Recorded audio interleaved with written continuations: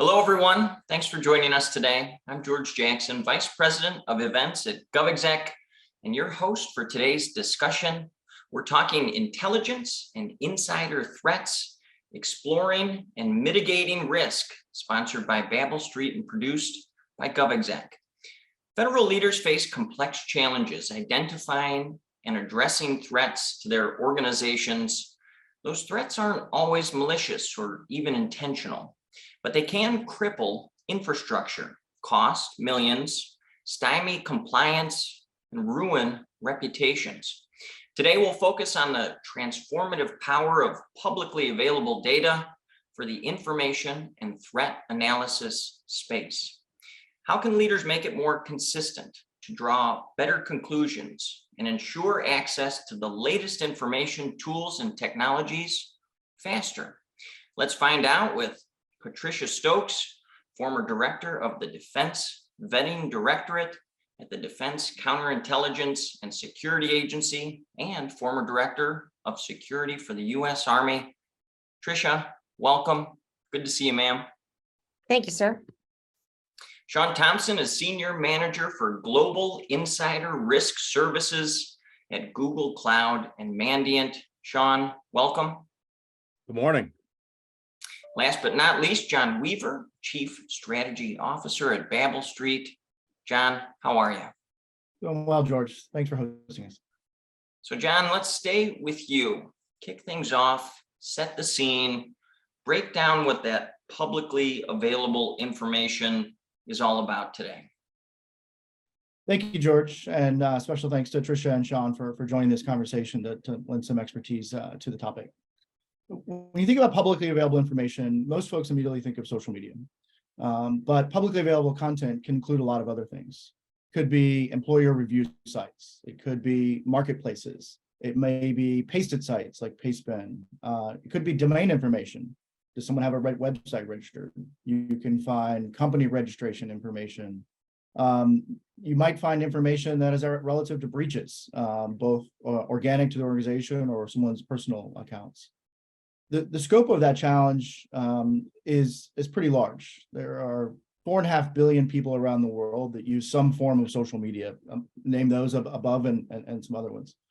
That's almost 61% of the population.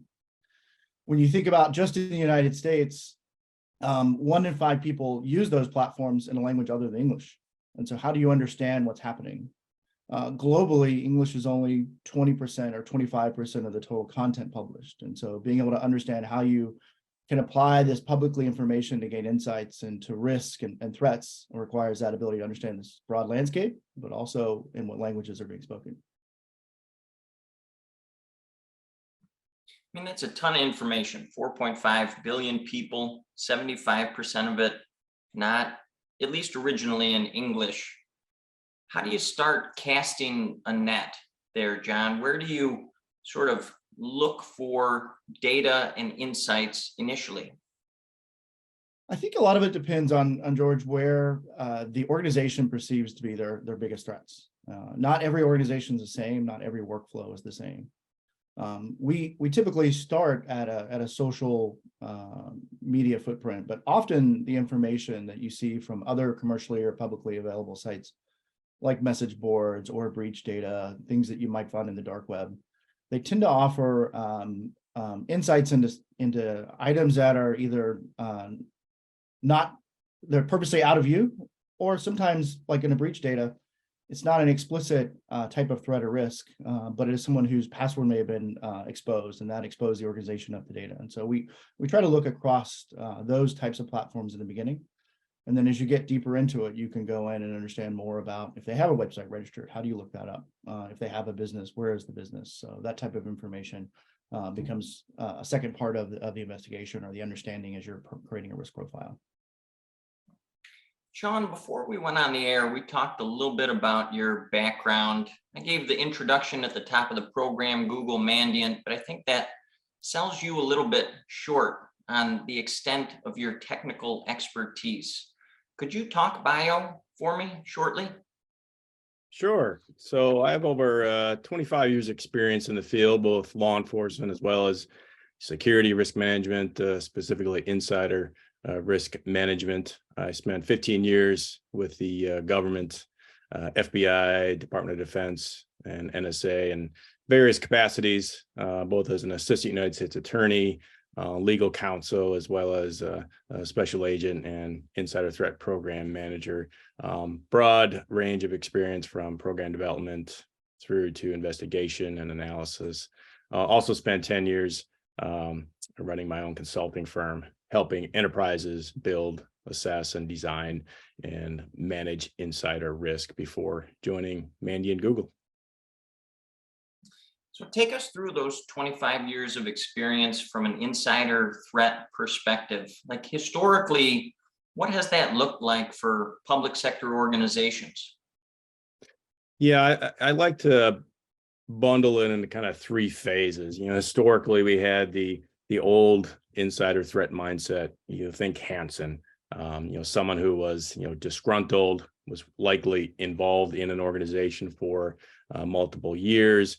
But they're motivated by the revenge. There was some type of trigger that caused them to be disgruntled. So they decided to sell information, oftentimes involved reaching out to intelligence officers, foreign governments, and also required, physical interaction, whether it be, a drop site or actually physically interacting with the IO. That then transformed and we phased into the kind of the leaker mindset with Snowden. Not originated based on money, not focused on obtaining financial benefit, but more of an ideological purpose. And it really wasn't to sell information. It was really focused on disclosing information and to reporters, to the media for the most part. Those two still exist, but now what I've seen is what I call the insider threat 3.0, or kind of the new insider threat mindset, where it's not about selling information or an ideological purpose to disclose information, but it's about selling access and access enablement and for money, for profit. And this often is undertaken on dark web and other publicly available services that we're talking about today. So it really ties into our discussion with that new mindset to be able to really target, to capture the information necessary to mitigate these threats does require this type of information. If I could stay with you for just a moment, Sean, that insider threat 3.0, selling access, enablement for money, what types of risks generally does that open up for an organization? A wide range of new vectors, of course. For example, we've seen an increase of over 300% year to date of insiders, advertising their services and being solicited by groups such as Lapsus and other ransomware groups.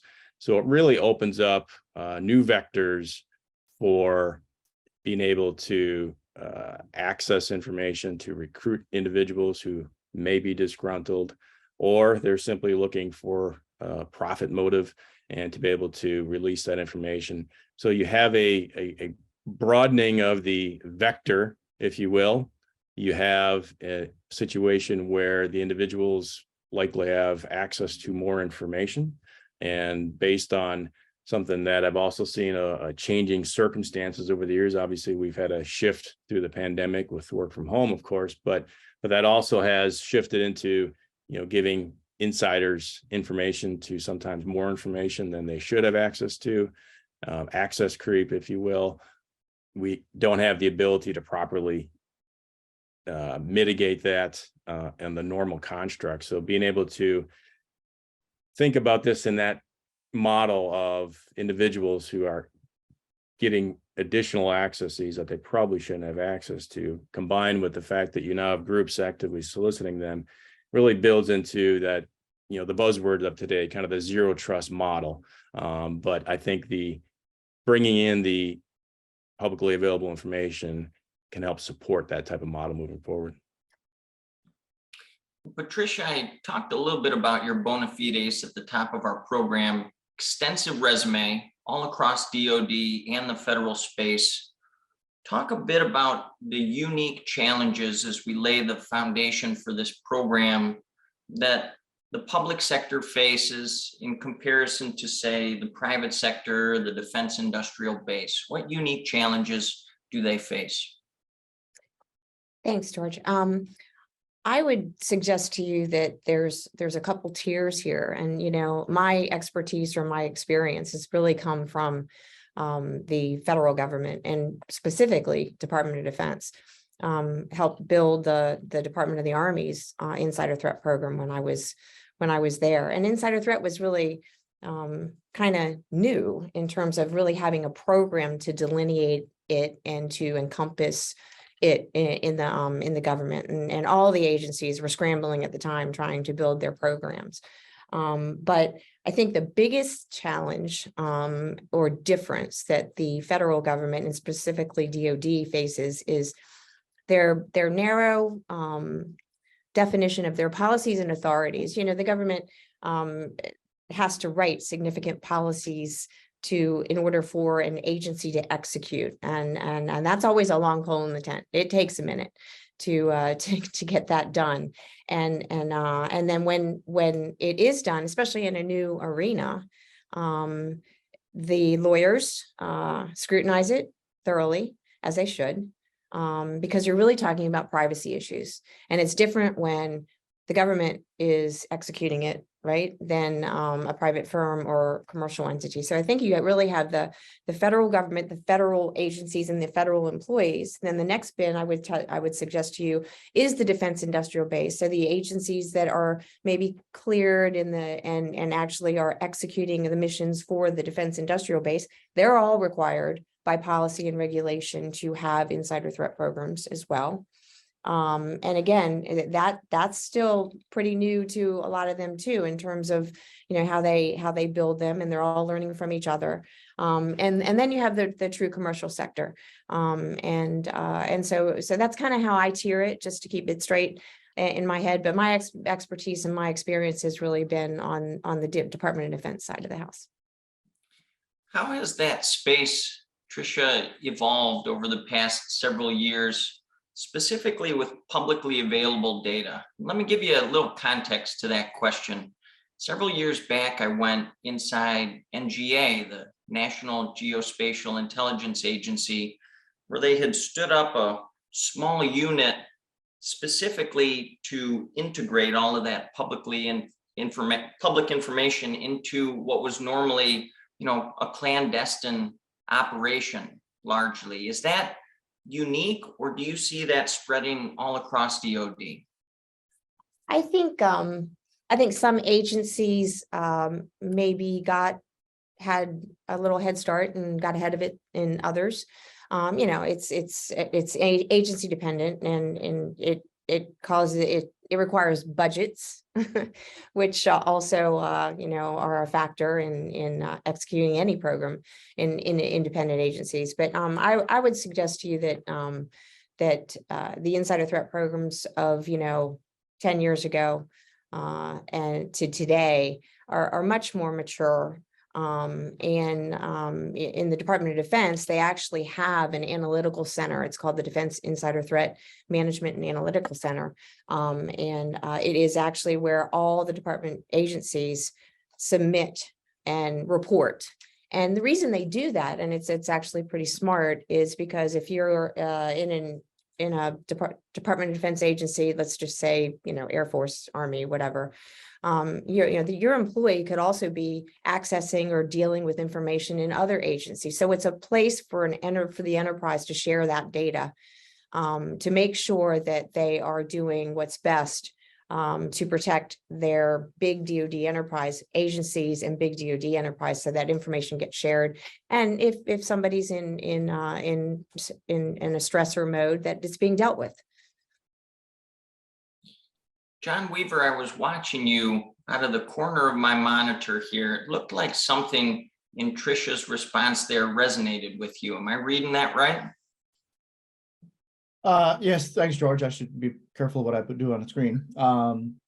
I think what Tricia and Sean both talked to is the evolution of programs and processes for monitoring insider threat. I love the way that Tricia just described how you've had organizations as they continue to mature in their use and understanding where publicly available information can play a role.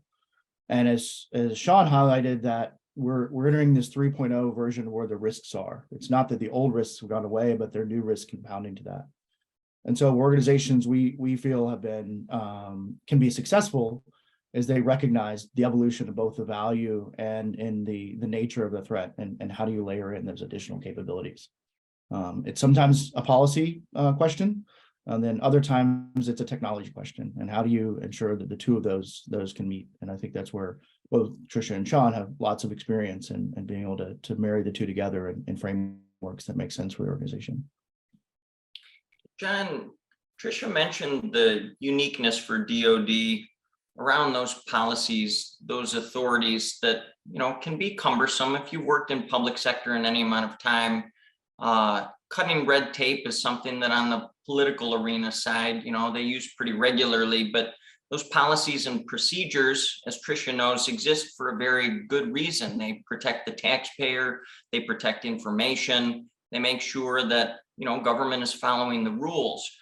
Is there a nexus here between this publicly available information being a tool for those agencies so they can follow the rules of the road, do things the right way, but also just simply capitalize on what's out there to be more nimble, agile, responsive in this insider threat arena? Absolutely. It is vital that organizations and whether it's commercial or government maintain these rules on the road. There are policy frameworks that are in place that need to be in place from a privacy perspective, from a regulatory perspective. Think about healthcare as an example when that data is relevant.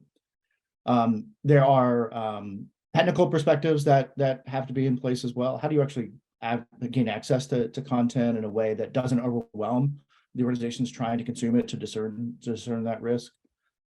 And then there are also workflow considerations as you embark or mature insider risk programs. How do you make sure that both of those are lined up so that you don't disrupt the progress that's being made, but at the same time continue to allow places for insertion of new technology or new content or new data? And so all of those really do come together when you're thinking about insider risk and insider threat programs and how they relate to publicly available information. There isn't a federal policy on privacy. And so how do we help work with organizations as they navigate maybe a lack of a federal position, but also, maintain within their own organization's position, having partners and capabilities can layer into the existing policy, and then also work with thought leaders like Tricia and Sean on how do you expand where those are appropriate uses for publicly available content. Sean, I'm going to shift gears slightly here to risk management. I feel like there's an underpinning of risk management to this conversation. There's been a huge focus all across government on supply chain risk management of late. Talk a little bit about the tools developed to combat these insider threat oriented risks and how you incorporate those into a larger risk management strategy or framework. Yeah, it's extremely important to keep the program in mind when we're trying to deal with insider threat. The federal government has had the luxury, if you will, of really being the leaders in building programs with the Executive Order 13587, its progeny, minimum standards as applied to defense contractors. So there is a very solid framework and governance structures in place. The commercial sector is lagging a little behind there, but to your point, anything, whether it's a publicly available tool, whether it's endpoint tool, any other type of tool needs to be constructed and placed in the context of the program in terms of, for example, publicly available information. How are we going to collect that information? How is it going to flow into the organization, be evaluated? And one point I would make here is what should be applied is really a use case and requirements model, not unlike is applied in the intelligence world, where we really need to be prescriptive and logical about how we go about collecting information and using that information. In this case, what are the personas or events that your organization is concerned about? And what are those key risk indicators? And then what are those data sources and data points that will help you identify those key risk indicators? And through that process, then identify those gaps and be able to align technologies to be able to fill those gaps. And in this case, as we've discussed with the changing threat landscape, the changing mindset, a lot of this activity is not occurring inside the organization. A lot of this activity is really outside of the organization, outside of the purview of traditional data sources, for example, looking internally at internal communications only. Those data points, Sean, could get pretty overwhelming pretty fast without a strategy around that. How do you kind of look and determine what should I bring into my organization? And that goes to that model I was talking about. Really, a lot of people talk about developing use cases, but they don't really roll their sleeves up and get to the granular level necessary, but be very specific about what it is your organization is seeking to detect or mitigate. For example, we've done a lot of work with, R&D, research and development for both, private sector as well as the public sector, small business innovation and research programs. And there it's more of a proactive background investigation, trying to prevent individuals who may have links to foreign intelligence services or suspect foreign agencies. And in those cases, we can be very clear on identifying those research projects, the areas of research that are being targeted by certain foreign groups. And in that case, we can develop those key risk indicators. Maybe they're a part of a Confucius Institute, maybe some other institute that's connected to a foreign entity. We can then focus those efforts, focus those data points, as you mentioned, from the open source information to be able to identify and examine, and through that process, be very granular about our processes and procedures.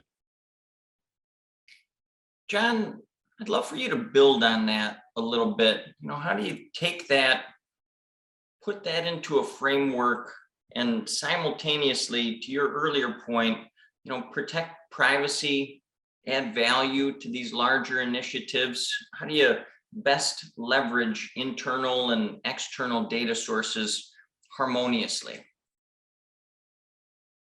Thank you, George. I think there's a few different areas where that can come into play. One, if we think about organizations where they've grown in the insider risk programs, they started with, as Sean referenced, analyzing internal data, chat logs, emails, access cards, those types of things. Those are all important pieces of information. I guess once the organization's already developed a risk model or a threat model, it's okay, if you do these specific things or use this specific language, that's an elevated area of risk. So one way to start thinking about how do you layer in publicly available content is build it off of that risk model. Maybe only have to look at individuals who have reached a certain risk threshold. And that risk threshold, maybe what you're able to do is focus in on content that lines up exactly with the things that already establish the risk. So if in an email someone uses threatening or disparaging or otherwise concerning language, use that as the same model for going out and collecting. And that's where it layers in. Now do that search in another language so you bring back only the most relevant information. Because that's one of the challenges of these programs is it's really easy to say there's so much information, bring it all back in. That's where privacy starts to become a problem. Overwhelming analysis starts to become a problem. So if you can focus collection on things that are already considered within the privacy framework of an organization, then that allows you to do that in a more guided by the framework and risk conscious and privacy conscious, but also conscious of what needs to be done in order to achieve the mission and avert the risk in the first place. I think another area that that we have seen be successful is the framework continues to evolve. There are lots of data points from which for value that can be added into these risk frameworks, and I think Patricia has seen this as well in some of her work. being able to know, based on the use case, as Sean described, where is the data most relevant going to come from? If I'm worried about someone selling access to information, I'm going to look at marketplaces, and those marketplaces could be on the dark web, or they could be on any of the public exchanges. So how do you find information that may be relevant for that? If you're concerned about threats or of violence, which is the worst case scenario oftentimes, those conversations take place in different places. And not always, but often they do. And sometimes it's really as simple as looking at an employer review site. You can tell when people are happy. People post lots of things at this point. And so even if you start at a level that allows a manager or someone within that organization to say, we might have a chance to engage with employees to avert something that maybe starts as a risk, but doesn't end up as a threat. And so those are some places that would make sense to see that framework and how you can augment and add to it. John, the elephant in the room 3 years ago, pandemic prompted this massive shift of public sector employees to remote work, and those endpoints that you mentioned, that Sean mentioned earlier, and just exponential growth in endpoints. How is this discussion impacted by remote work? I think it happens in a few different ways. One is it has really expanded the number of places in which conversations take place. So as people have moved out of the office, they've looked to find other places to commune and otherwise communicate and share both with friends and others where those are taking place. So you've seen a large shift away from even maybe more mainline social platforms into lots of other medium. Hey, I've got a review site, or I've got a message board that's focused on my particular area. And so I want to find other people that are out there on these sites. And so you have to look in lots and lots more places, which is great. This is just lots of places for people to learn and gain knowledge. It means that people are communicating in different places. I think, as Sean also highlighted, there's just much more information that's available that maybe was otherwise constrained, whether you're on the government side or the commercial side. And so people have access to more content, and it's just much easier at home or not in the office sometimes to be able to, I want to share it over here and post this in one of those mediums. And so being mindful of that ease of information access is certainly different from in the early days of Hansen or even in Snowden. And then finally, it also has created just lots of chances for more conversations to take place that would also allow you to act earlier. And so, like I said, you have this, if you see people that are posting on, they may first come, to an employer review site to post a comment, or a particular Reddit site to be able to post kind of where their concerns are. And so it actually allows, on the positive side, opportunities to intervene earlier. If you see this as a trend that's happening, if you see abroad some level of discontent, then I think there are opportunities for folks to be able to intervene, to be able to coach folks away from maybe what might be dangerous sharing of information, and just highlight it. For example, if you're using your work email and you log into a private site and that private site is breached, and that data ends up on that breach data ends up on a marketplace, then it's a chance just to reach out to the employee. You're using your company account for private commerce or any other thing, but it also says, hey, let's talk to you about how do you better manage your online profile so that you don't create personal risk, but also organizational risk. Well, audience, if you're joining us a little late, that was John Weaver, Chief Strategy Officer at Babel Street. Also on our panel today, Sean Thompson, Senior Manager for Global Insider Risk Services at Google Cloud Mandiant, and Tricia Stokes, former Director of the Defense Vetting Directorate at the Defense Counterintelligence and Security Agency, also former Director of Security for the U.S. Army. Tricia, you've been in those conversations with the Chief Risk Officer. Maybe it wasn't that exact title in any of those organizations, but you had somebody looking at risk. What does that relationship look like when it's most effective? What are they bringing to the table for you? What are they showing you? What are they advising you so that you make better decisions and manage risk in a more effective way? Thanks, George. I think in the federal sector, we learned as we went. We learned as we built the program. But I can tell you that the best scenario is when all the elements of an organization, whether it be law enforcement, HR, contracts. I mean, pick an element of an organization that they're all talking, they're all at the table, they're all speaking to one another, they're all sharing where the risk might occur. They're sharing how they're going to share. How are we going to get that information to each other when we get it and when we know we need it? And this is why I also think that publicly available electronic information, not using that kind of information with a capable tool that synthesizes it for you, so you're getting to the golden nuggets and you're not just overwhelmed by info, is so critical, because I worry about what we're not looking at, what we're missing. But I think sharing information, having that open communication with all facets of the organization, in the Department of Defense, and they still absolutely drive this home, and John knows that because we're still working with them. They really are trying to get after this from a preventative standpoint, not punitive, right? They want to help. It's a behavioral health. How can we assist people before they go down the right path? Because you're dealing with humans. Humans make mistakes. They have life events. So how can we get after this? And within the authorities in the framework, a lot of the programs are, their general counsels have actually developed, helped them develop significant con-ops that actually work, concepts of operations. And they really are approaching this from what I would say a very humanistic standpoint. And that is, how can we help our workforce that then helps our organization to stay safe and avoid risks across the board, not just to the person, but to the organization.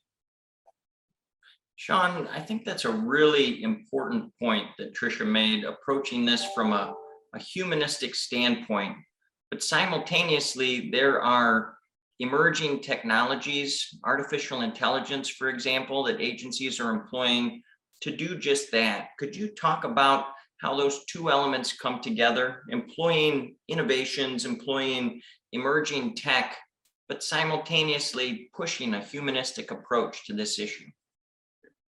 Yeah, and absolutely. I'll certainly echo what was just stated. It requires a cohesive strategy and governance within a defined framework. And it's a message that is certainly understood. It's in all the policies. But to your point, if you're looking at a new technology solution, maybe it's monitoring chat, or maybe it's monitoring some other type of communication on an endpoint, or maybe it's a publicly available information collection tool, monitoring tool, et cetera. If you're not bringing in the appropriate stakeholders at the beginning, it's going to be a painful process. And certainly in my government days, as we all know here, it's going to be an extremely painful process. But even on the commercial side, it's going to be a painful process. I've had several instances and scenarios where individuals identified a new tool from an operational standpoint. They went forth with a proof of concept. They actually spent dollars, allocated millions of dollars toward it, but they forgot to bring legal in, for example. Of course, legal has their own equities and issues, privacy not being in part of that.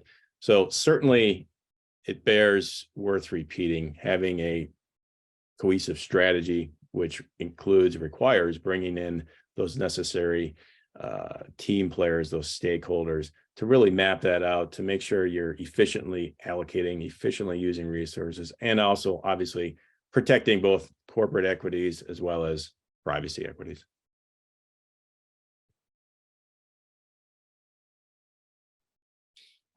John, bringing legal in early seems a common theme here. Bringing in the right partner, I would imagine, is also, a game changer for organizations who are trying to do something new, to stand up a practice that better leverages all of that data that's out there. Yes, I think a couple of things that will come into play as as Sean and Tricia have indicated, being able to have that understanding of the equities from a legal and a privacy perspective certainly help get those conversations off the ground, and importantly, they allow you to continue before you're stopped at having not done that review.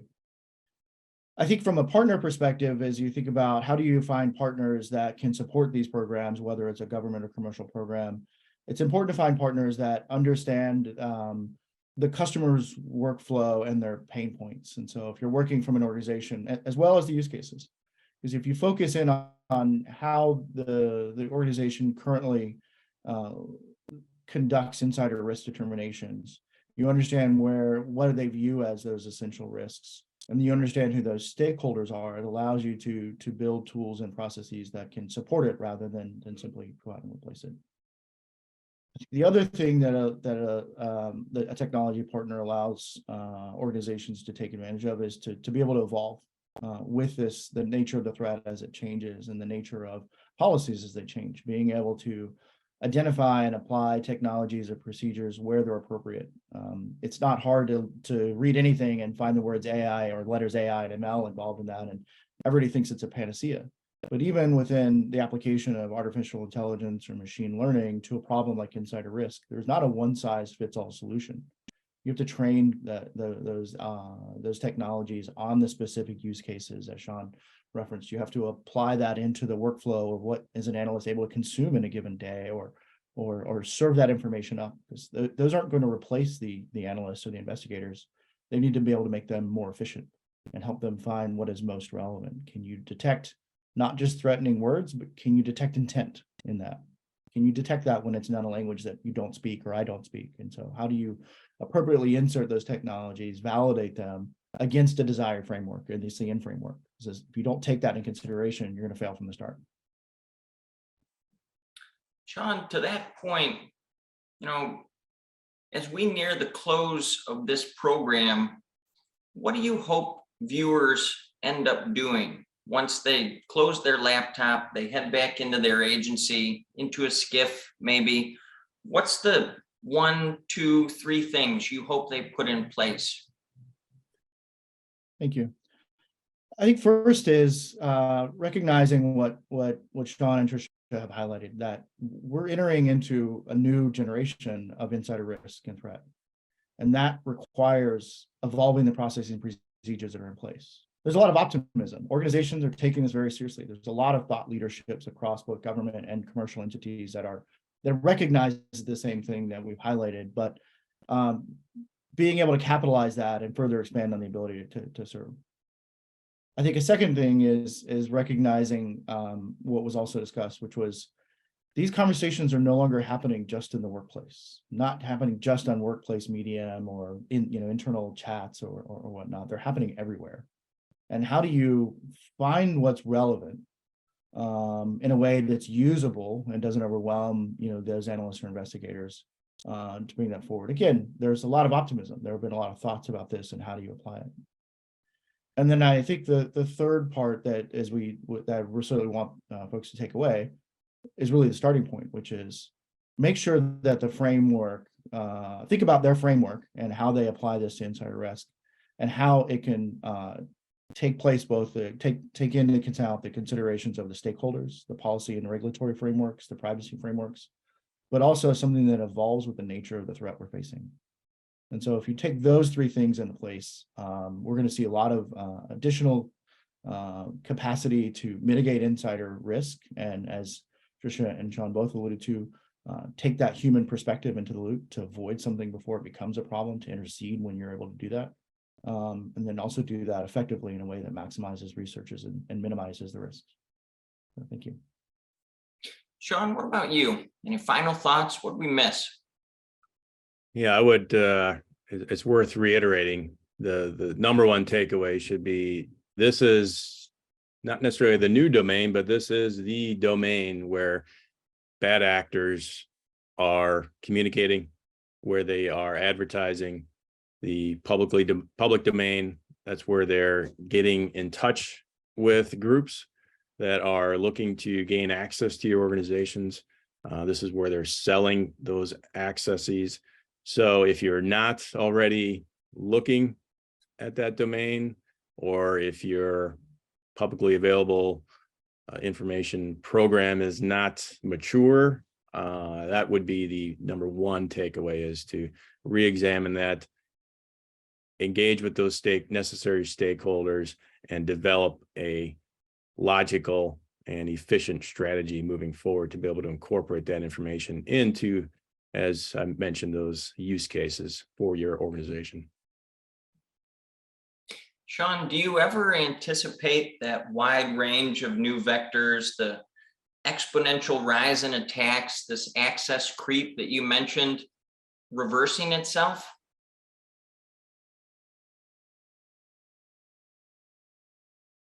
Possibly. I'll say possibly, to the extent that I think once, zero trust is much more of a, it's not widely implemented. It's tough to implement, of course. I think we've all heard about it for a while. It's a interesting and certainly a efficient and logical model.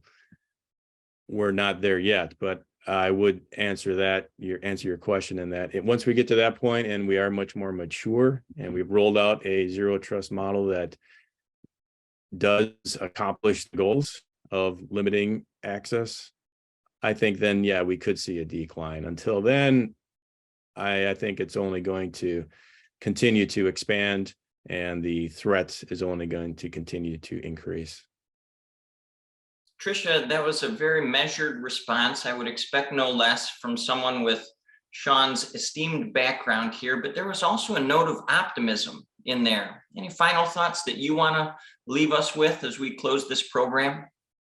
Never be able to compete with Sean, but I'll give it a shot. I think, what he said is, people were hiding in plain sight. So if you aren't in that plain sight, publicly available field of information, you're missing a lot. And again, that's my concern. And I've always been very mission oriented. It's all about the mission. And, if you have insider risks or your agency's at risk, it's going to affect your mission and your mission effectiveness. So my 2 cents would be for the audience to keep an open mind. Don't be afraid to be a leader in using PAEI in your programs, doing so very thoughtfully and rigorously with your general counsel and your privacy officer at your side. I can tell you that Babel Street's privacy program and their general counsel is willing to work with any customer to refine it to their needs, to make sure they're covering their equities and they understand the right and left limits. And I think if you go into the program, get yourself a capability and then refine it. You're not going to buy a capability and then it's going to be the panacea in the first day, right? You're going to help really tweak it to right size it for your organization and your needs and your policies and your authorities. But not using these technological tools is a real detriment to your program, I believe. Well, Patricia Stokes, Sean Thompson, John Weaver, we're going to close it there. Great conversation today. Thanks to all three of you for being here. Really appreciate your time. Thank you.